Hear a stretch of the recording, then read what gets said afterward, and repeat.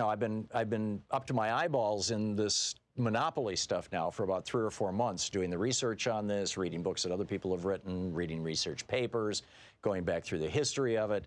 It's pretty shocking stuff, what I've learned. And one of the main things that I've learned is that we basically no longer have free enterprise in the United States. We don't have the kind of capitalism that Adam Smith talked about. What we have instead, October 1st is the release date. Thank you for that, Louise. But I'm guessing it'll probably ship just a little before that. So anyhow, it's going to be out in 4 weeks. This new book on the Supreme Court. You can of course, pre-order it, he says, as he shamelessly plugs his book. But in any case, actually, I think it's a really good book. I think you're going to want to read it. But where I'm going with all this is that in the United States now, every industry, literally every industry of any consequence at all, whether it's airlines, whether it's cruise ships, whether it's internet service, whether it's cable service, whether it's pharmaceuticals, whether it's health insurance, whether it's, just fill in the blank, right? Hotels, restaurant chains, retail stores, you name it. In every single industry, massive consolidation has happened since 1981 when Ronald Reagan stopped enforcing the Sherman Antitrust Act. And no president, Democratic or Republican, has begun enforcing that law and prevented these giant mergers, or even gone as far as Teddy Roosevelt and William Howard Taft did, to Republican presidents, in ordering the breakup of these companies. And by the way, Richard Nixon was the other one. Nixon ordered the breakup of AT&T. It happened during Jimmy Carter's presidency because this, it's a long process to break up a company.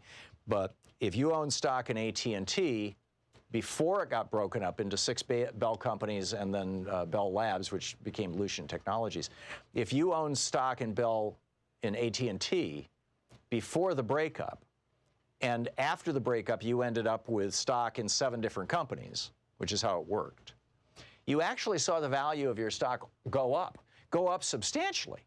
Because when these companies started competing with each other, there was just this explosion of innovation and an improvement in quality of service and all these kind of things. And the reason I'm telling you about this is this experience that we're having with our phone system right now. We get our phone service through Comcast.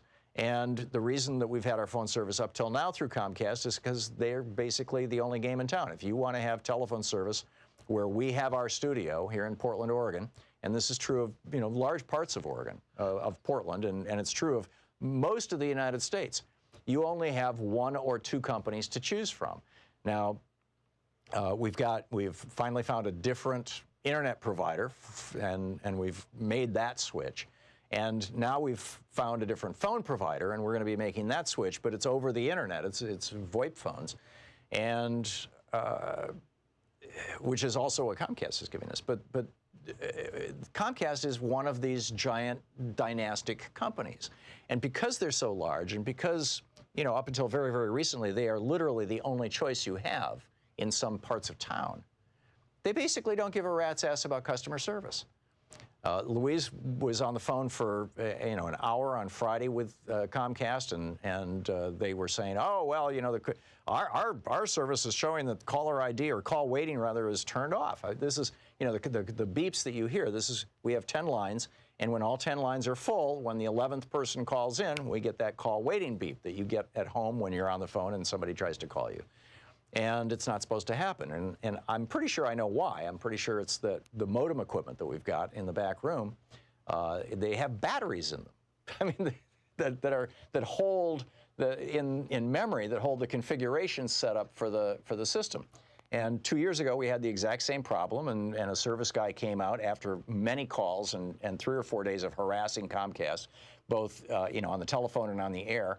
And finally, a service guy came out and said, oh, well, the battery's dead in these things, and you need to replace, I need to replace the unit and take it back to the studio, or take it back to the office and replace the battery in it. Why they're using old technology like that depends on batteries, that has to be replaced every couple of years, is real simple. Comcast can get away with it because they don't have competition. And this is the shocking thing, right? So Louise called them on Friday, and they said, oh, we got it all solved, and all you have to do is just unplug and replug your modems every morning, your telephone system. So we did that this morning. I did that, you know, myself, actually, during the first break, and the problem was still there. So I'm convinced that the battery in the unit has died, and so Louise called Comcast today and tried to explain this to the person on the phone. Now, this is business service, for which we're paying over $600 a month. And she called up and said, you know, I'm a business customer. We've been with you for years, and you know, we need somebody out here right away. And the woman was like, we don't do that. You know, if your phones are dead, we can send somebody out right away, but your phone isn't dead. You're just having a problem with it, so you're going to have to wait. And Louise is like, this is a national radio show, and it sounds like crap. And you can't do, you know, you've got to send somebody out. And this woman is like, nope, not going to happen. That's not our policy. And Louise is like, but we're a business customer. We're spending, you know, thousands of dollars a year with you guys. And nope, not going to happen. And so Louise was like, well, let me talk to one of your supervisors. And so she got a supervisor, and the supervisor said, well, maybe we can get somebody out there within 4 hours.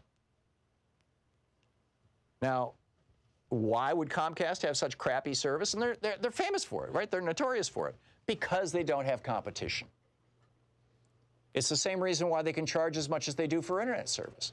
In Europe, you can get internet service for $30, $40 a month. In the United States, good luck finding high-quality, high-speed internet service. I'm talking literally, in France, you can get, for $25 a month, you can get 100 MIP up and down internet service. In the United States, no. Why? Because in France, there's over 200 different companies you can choose from. In the United States, typically you have one choice. And again, this goes back to Reagan ending the enforcement of the Sherman Antitrust Act. And you know, it's just this is where we're at, and I think it's a terrible thing. And you're listening to it or watching it being played out right in front of your eyes. In the case of this god-awful service from Comcast, and like I said, I literally yesterday I signed the contract with a new phone company, and we're going to be transferring our phone system over and get rid of Comcast. Thank God. You know, ding dong, the witch is dead. But it's going to probably take a week or two. But so anyhow, end of rant. I really think it's important that we seriously consider breaking up. I mean, you know, in fact, I know that Elizabeth Warren and Bernie Sanders have both talked about this on multiple occasions. You know, that we return to these values that Teddy Roosevelt and William Howard Taft and Franklin Roosevelt and you know, for that matter, you know, Harry Truman and Dwight Eisenhower and Richard Nixon held. Right? Again, Nixon, I believe it was Nixon who started the breakup of AT&T. So, you know, this is where we need to go.